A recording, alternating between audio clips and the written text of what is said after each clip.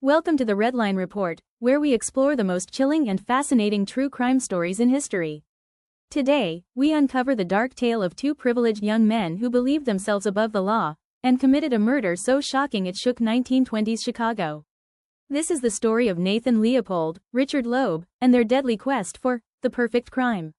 In May 1924, Chicago was rocked by news of a crime so senseless it seemed unbelievable. Nathan Leopold and Richard Loeb, two teenagers from wealthy, prominent families, had planned and carried out the murder of 14-year-old Bobby Franks. Leopold and Loeb were far from ordinary criminals. Brilliant and cultured, they believed themselves Nietzschean supermen, superior beings beyond ordinary morality.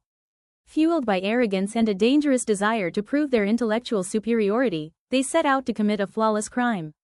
Their victim was random, Bobby Franks, an acquaintance with no motive for murder.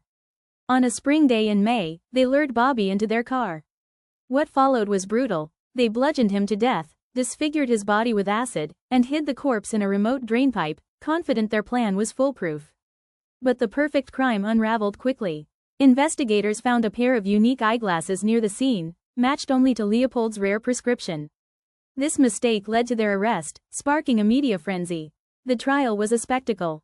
Both young men showed no remorse, their arrogance on full display. Their defense lawyer, Clarence Darrow, faced the challenge of defending two undeniably guilty clients.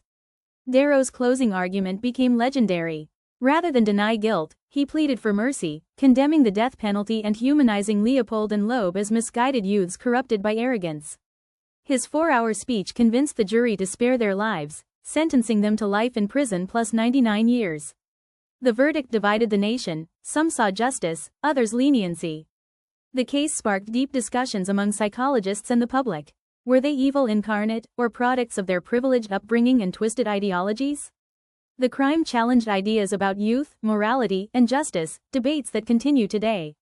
Culturally, the case inspired many works, including the 1959 film Compulsion, directed by Richard Fleischer. The film focused on the killer's psychology and the gripping courtroom drama, starring Bradford Dillman, Dean Stockwell, and Orson Welles as the defense lawyer. Leopold even sued the filmmakers for invasion of privacy, proof of the case's lasting impact. Leopold and Loeb's crime was never perfect. It stands as a haunting reminder of how arrogance and moral detachment can lead to tragedy. At the Redline Report, we study these stories to better understand human nature and justice. If you found this story compelling, please like, subscribe, and hit the notification bell for more true crime deep dives. Have you heard of Leopold and Loeb before?